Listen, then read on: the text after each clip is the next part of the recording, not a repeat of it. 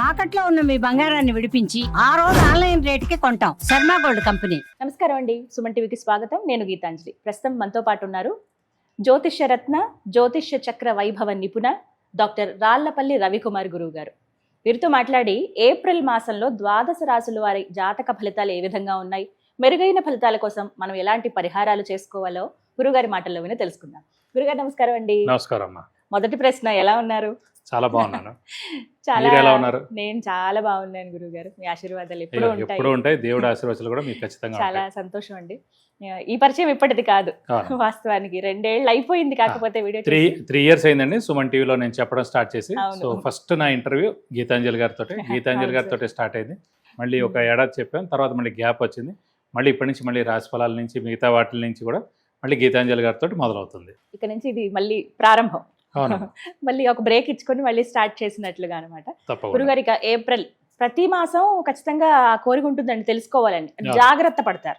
అందులో భాగంగానే ఇలా ఈ రాశి ఫలితాలు చెప్పడం కూడా. అయితే ముందుగా గ్రహస్థితి ఏ విధంగా ఉంది ఏప్రిల్ 2026? శరదిందు సమాకారే పరబ్రహ్మ స్వరూపిణి వాసరాపీఠ నిలయే సరస్వతి నమస్తుతే. సుమన్ టీవీ ప్రేక్షకులకి నమస్కారం. ముందుగా ద్వాదశ రాశుల్లో ఏప్రిల్ నెలలో నవగ్రహాలు ఎక్కడ ఉన్నాయో తెలుసుకుందాం.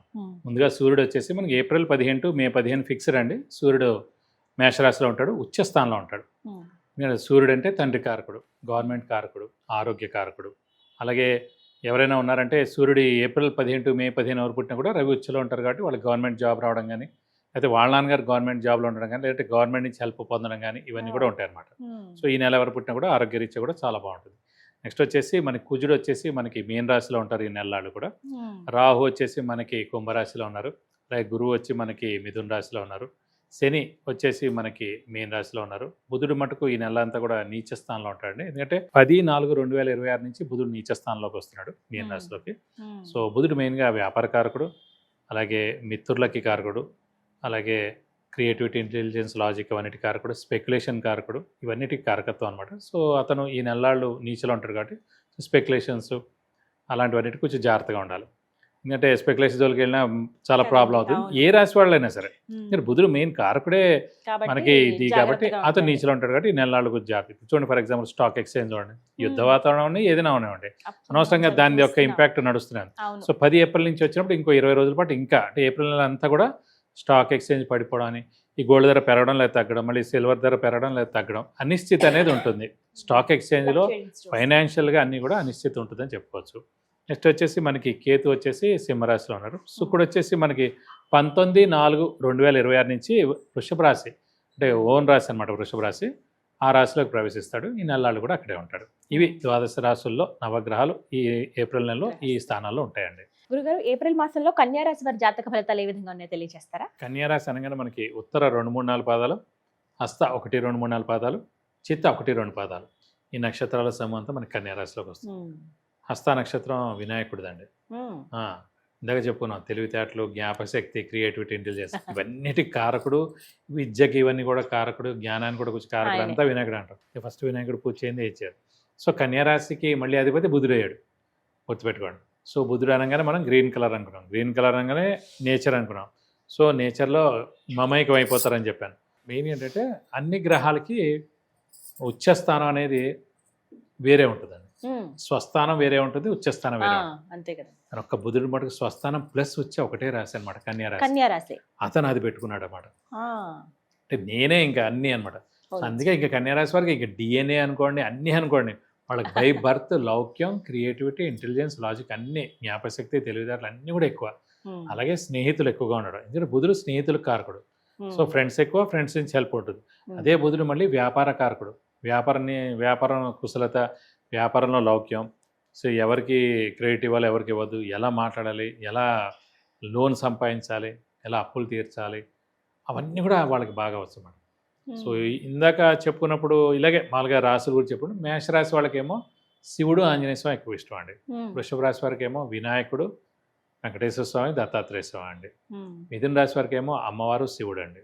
కర్కాటక రాశికి వచ్చేటప్పుడేమో శివుడు మరియు అమ్మవారు అండి.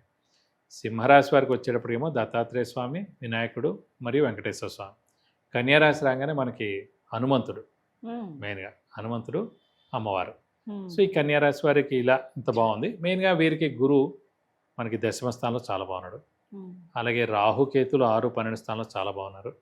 అలాగే మనకి శని ఒక్కడు మనకి సప్తమ స్థానంలో ఉన్నాడు. సప్తమ స్థానం అనేది ఏంటంటే మెయిన్గా లగ్నం నుంచి చూస్తే మామూలుగా జాతకరీత్యా భార్య లేదా భర్త, వైవాహిక జీవితం, అలాగే friends in the sense partnership, వ్యాపారంలో పార్ట్నర్షిప్ అండి. అలాగే మనకి ఇవి జాబ్లో ఏమో ఇమీడియట్ బాస్ అండి. సో ఎప్పుడు గుర్తుపెట్టుకోండి, మెయిన్ బాస్ మనం ఎప్పుడు కలవలేం, చాలా రేర్గా కలుస్తాం. ఇమీడియట్ బాస్ మనకు రోజు కలుస్తాం, అటెండెన్స్ సైన్ చేయాలి, అదేమో బయోమెట్రిక్ అయితే ఆ టైంకి వచ్చేవాళ్ళ చూస్తారు, లీవ్ పర్మిషన్ తీసుకోవాలి, మామూలు పర్మిషన్ వెళ్ళినా తీసుకోవాలి. సో రోజు వాడిని చూస్తాం. సో ఇమీడియట్ బాస్తో చాలా బాగుండాలంటే జాతకం, అలాగే భార్యతో చాలా బాగుండాలన్న జాతకం 7th హౌస్ లగ్నం నుంచి చాలా బాగుండాలన్నమాట. అలాగే వివాహ స్థానం సప్తమ స్థానం, ఆ వివాహ స్థానమే ఇమీడియట్ బాస్, ఆ వివాహ స్థానమే మనకి మెయిన్గా బిజినెస్లో పార్ట్నర్షిప్ కూడా. సో జాతకంలో సప్తమ స్థానం బాగుంది అనుకోండి, గేమ్ అది బాగాలేదనుకోండి, వైఫ్తో అదే ప్రాబ్లం ఉంటుంది, ఇమీడియట్ బాస్తో అదే ప్రాబ్లం ఉంటుంది, మెయిన్గా వ్యాపారస్థంలో ఆ పార్ట్నర్షిప్తో కూడా ప్రాబ్లం. ఇప్పుడు కన్యా రాశి వారికి ఏంటంటే సప్తమ స్థానంలో శని ఉన్నాడు. ఇది ఓన్లీ జస్ట్ ఒక ట్రాన్సిట్. సో ఇప్పుడు ఏంటంటే భార్య భర్తల మధ్య అన్యోన్యత లోపించడం, చిన్న కీచులాట్లు ఉండడం, అలా ఇమీడియట్ బాస్తో ప్రాబ్లం ఉండడం. మనం ఏం లేదు, ఒక చిన్న ప్రతిరోజు జోక్ వేసుకుంటాం, ఒక చిన్న జోక్ వేసేప్పుడు అది సీరియస్ అవుతుందన్నమాట. చెప్పకుండా ఆ రోజు వెళ్ళి ఉండకపోవచ్చు, మనం ఫోన్ చేసి ఉండకపోవచ్చు ఈ రోజు రావట్లేదని, మిస్కమ్యూనికేషన్ అయిపోతాయి అన్నమాట, పెద్ద గొడవ అయిపోతుంది అన్నమాట. సో అందుకే కన్యా రాశి వారు కూడా ఇంట్లో భార్యాభర్తలు మౌనంగా ఉండడం బెస్ట్. అలాగే ఆఫీస్లో కూడా మౌనంగా ఉండడం. ఎందుకంటే 10 గంటలు అక్కడ ఉంటాం, ఇక్కడ 10 గంటలు ఉంటాం, ఇక్కడ తక్కువ ఉంటాం ఇంట్లో. ఎందుకంటే పడుకునే 8 గంటలు ఉంటే ఇంక 2 గంటలే ఉంటారు ఇంట్లో. సో ఎందుకంటే అంటారన్నమాట, ఆఫీస్లో మీరు ఎలా ఉన్నారో అనేది తెలిస్తే దాన్ని బట్టి మీ క్యారెక్టర్ కానీ మీ ఇది కానీ చెప్పగలుగుతారన్నమాట బయట. ఇప్పుడు ఆఫీస్లో ఎలా ఉన్నాడు అదే ఇంపార్టెంట్. ఎందుకంటే 8 hours చాలా ఇంపార్టెంట్. ఎందుకంటే కొలీగ్స్ అందరితో ఉండాలి, బాస్తో ఉండాలి, మెయిన్ బాస్తో ఉండాలి, పెర్ఫామ్ చేయగలగాలి. సో అందుగురించి అంటే వీళ్ళు ఈ చిన్న పరిహారాలు చేయాలండి, చేస్తే బాగుంటుంది. విద్యార్థులకి సువర్ణ అవకాశం చెప్పుకోవచ్చు. నిరుద్యోగులు ఉద్యోగం అవడం, ఉద్యోగస్తులు promotions, name and fame, boss నుంచి మనన, ఆర్థికంగా బాగుండడం, ఆరోగ్యపరంగా కూడా బాగుండడం, ఏం ప్రాబ్లం లేదు. ఇంట్లో గృహిణులకి మానసిక ఒత్తిడి తగ్గుతుంది, పెద్దవాళ్ళు చిన్నపిల్లల ఆరోగ్యం కూడా బాగుంటుంది. విద్యార్థులకు సువర్ణ అవకాశం చెప్పుకోవచ్చు. సో ఇక్కడ ఎడ్యుకేషన్ పరంగా ఇక్కడ ఫారెన్ వెళ్ళాలన్నా కూడా చాలా బాగుంది, వాళ్ళు అక్కడ చదువుకోవాలన్నా మంచి ర్యాంక్ సాధించడం, మంచి అడ్మిషన్ దొరకడం, ఇవన్నీ కూడా ఉన్నాయి. సో అత్యద్భుతంగా ఉందని చెప్పుకోవాలి, ఏవో చిన్న మైనస్లు తప్ప.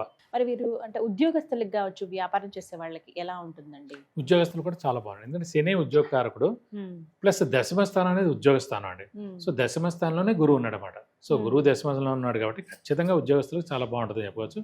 వ్యాపారస్తులు కూడా బాగుంటుంది, ఎందుకంటే ధనకారకుడు గురువు కాబట్టి అక్కడ ఉద్యోగ స్థానంలో ఉన్నాడు కాబట్టి ఖచ్చితంగా వ్యాపారస్తులు కూడా బాగుంటుంది చెప్పుకోవాలి. వీరు ఏమైనా పరిహారం చేసుకోవాలి గురువుగారు? వీరికి మెయిన్గా అంటే వీరికి కూడా ఈ శని రిలేటెడ్ చేసుకుంటే చాలు. సో సేమ్ ప్రతి శనివారం ఉపవాసం ఉండడం, అలాగే వీళ్ళతో ఒక శనివారం రోజు రక్తదానం చేయడం, అలాగే ఆంజనేయ స్వామి, వెంకటేశ్వర స్వామిని ఎక్కువగా ఆరాధించడం, వాళ్ళ యొక్క అష్టోత్తరం ప్రతిరోజు చదువుకోవడం, అలాగే మంగళవారం శనివారం ఆంజనేయ స్వామి టెంపుల్కి వెళ్ళి 40 ప్రదక్షిణాలు చేసి వీలైతే సింధూరు పూజ కానీ, తమలపాకుల పూజ కానీ, లేదంటే వడమాల సమర్పించడం. అలా వెంకటేశ్వర స్వామి టెంపుల్కి అయితే బుధవారం కానీ శనివారం కానీ వెళ్ళడం, అక్కడ ఆయన 40 ప్రదక్షిణాలు చేసి అభిషేకంగా నచ్చిన కానీ చేస్తే మీకు అన్ని విధాలా మంచి చేకూరుతుంది. చక్కని పరిహారం తెలియజేస్తారు, ధన్యవాదాలు గురువు. నమస్కారం.